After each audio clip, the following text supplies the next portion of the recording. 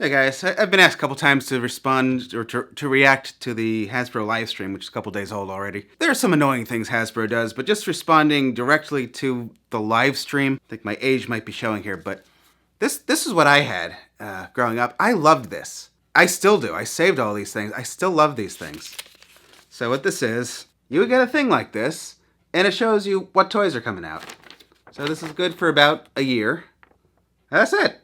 Yeah, there'd be some fun commercials on TV too, which I also loved, of course. Good enough for me. I don't need a live stream. To me, that's extra. It's not something I feel that I'm owed, not something I'm really interested in watching, not something that I'm waiting for. Might be a little bit biased, but personally, I prefer the way Mia and I do our videos. They're not YouTubers. The people at Hasbro. Do you have to be an actor or a YouTuber to be a toy designer? Like, I'd rather, if they had to have one skill, it was good at making the toys. Like, it's extra. I could drift a little bit, because like when Mia and I moved to California and were looking for work, I took Mia to Nickelodeon, where I had worked previously, to meet somebody there for like guidance. And yeah, they tell you how the first thing you'll probably do is give like office tours before you become an animator or whatever. And like for someone like Mia, who's a little more on the shy side, like doing the social stuff is kind of a nightmare. And that has nothing to do with how good of an animator you are. It's like, why not just hire people that are really talented for the work that they're doing, you know? Like, you might not be very social at a bar, but you might be a really good artist. You know what I'm saying? I've drifted a little bit, but I think it applies. I would always love going into a toy store, picking up a figure, looking on the back, and saying, okay, cool. These are the figures I need. And, you know, if you don't care about the box, you could cross them off as you collect them. I wish they still did this. I love the back of the boxes. It started, actually, I was going to say my love started with Ninja Turtles. Loved that. I still love this. Yes, that does it for me. But it was actually, I think it was Dino Riders. That was my first thing back in the 80s. Like, as far as the live stream goes, that wasn't a thing that we had before. Like with Bandai didn't have a Hasbro Pulse kind of thing. You couldn't order from Bandai. Hasbro is doing more than what we had before, and like, I just see so many people being like feeling cheated and angry. I mean, yeah, Transformers did get like an hour. We got 13 minutes, but like, I'm kind of getting priced out of Power Rangers a little bit myself. It's expensive. Like, I'm kind of glad that they didn't announce another wave, right? I mean, how much stuff did we just buy?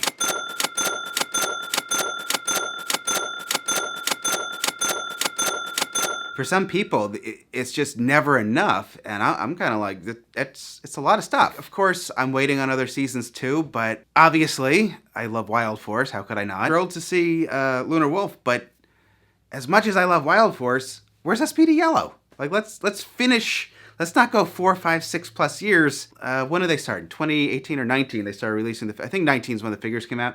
Now we're in 2022, and we haven't even seen a leak yet for SPD Yellow, I don't think. There's Time Force. We've got half of Lost Galaxy. Like, I think it's incredibly, incredibly obnoxious that they made us buy Lost Galaxy Red with Psycho Red, right? And then they released Psycho Blue.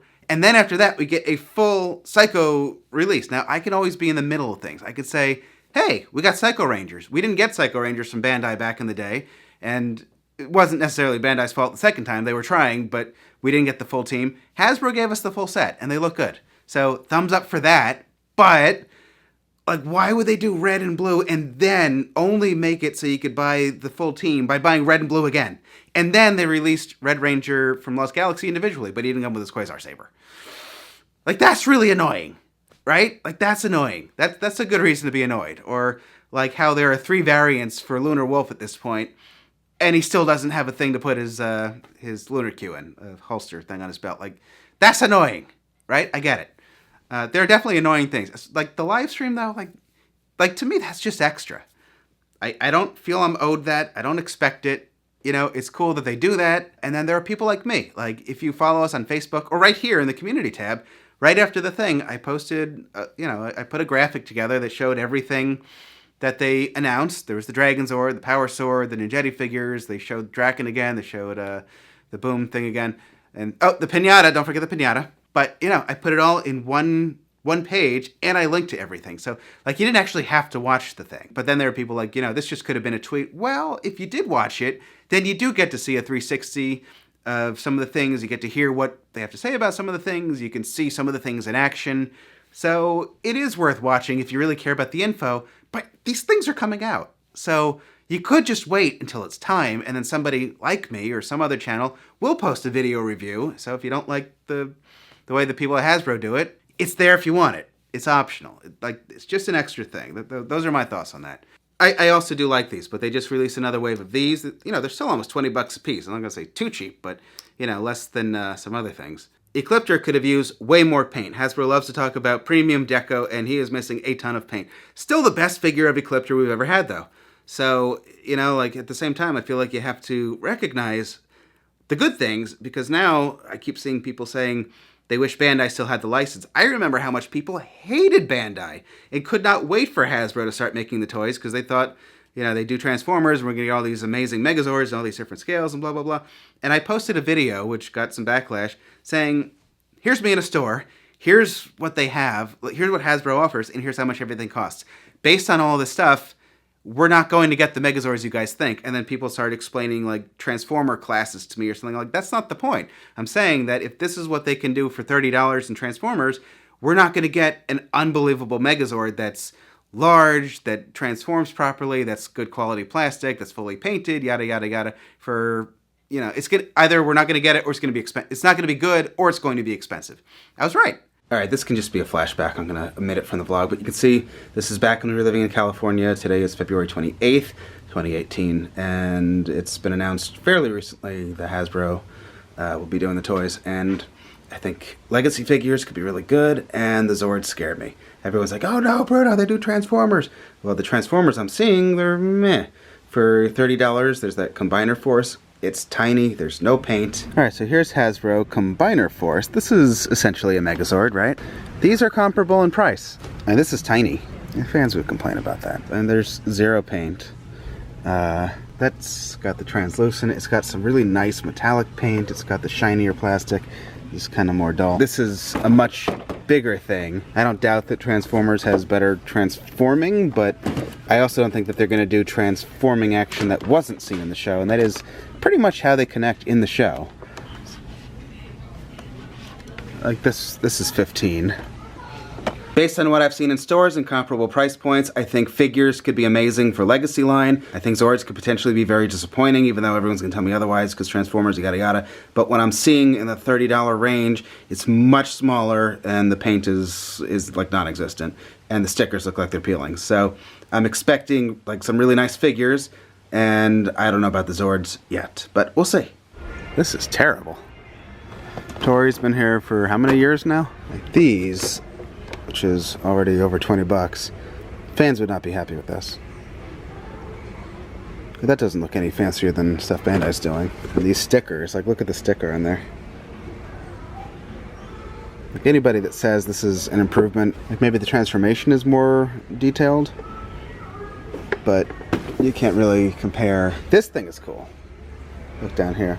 That's 150, but that's a cool looking thing. Is it a great paint job for 150? See Legacy items. Look at Legacy Titanus, which was a lot heavier than this. This looks like it's got some cool transformations. Looks like it's got 4 different modes. Yeah, 4 modes. And sounds. And oh, it's got sound and light? Okay. Is there a try me? Now, this figure, I think is really good. I would be thrilled with, could you imagine civilian Rangers? This could be a Kimberly figure, right? That'd be awesome. And then have Rangers, so you could actually morph them. Those are also $19.99. Also Hasbro, $30. This is no more fancy than what Bandai's doing.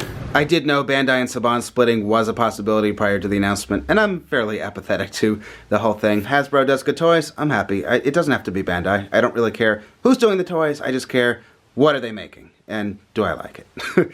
And hopefully everybody is happy.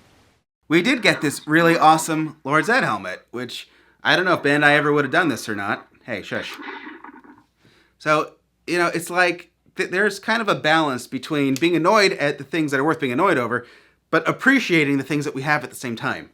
That always, I think in fandoms, it's people, they want to love everything or they want to hate everything, but there is an in-between.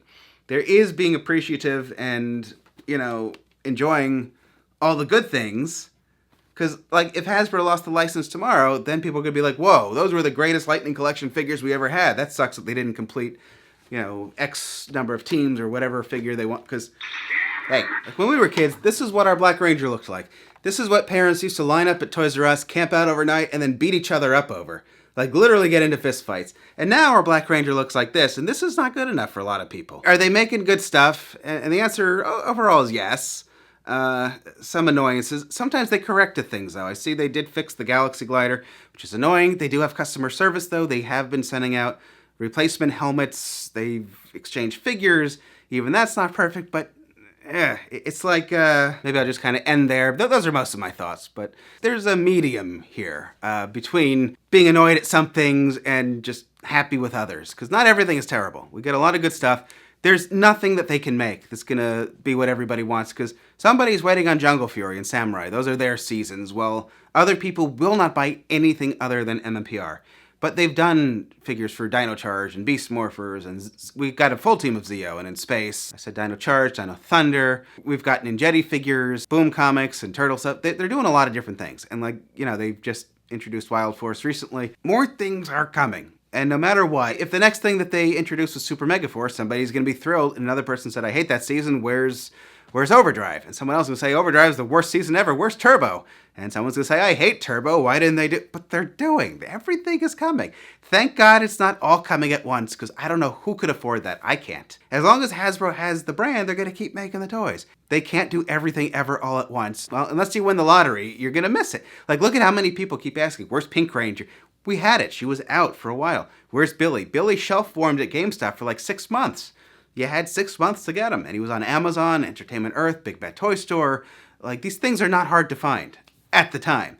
Nothing on the back of the box for the Lightning Collection other than what's in the box, so you don't know what else is available, which I guess Lightning Collection, there's a lot of figures, but like here's the main line Dino Fury, you turn it around and it's just what's in the box, which is clearly evident from looking at the front of the box. So you can see the Morpher and the key. Like, why not list, Red Ranger, Boom Tower, Pink Ranger, right? So at least you know what else you're looking for when you walk into Target, Walmart, and see just one figure on the shelf, right? Since there's almost never anything in stores. You at least know what else is available. Like, even with Ninjor, where they tried to reproduce the vintage packaging, still not showing the other Automorphins on the back. So, that's... I think my biggest comment is I wish they'd go back to doing that. Alright, those are my thoughts. Thank you guys for watching. Good night.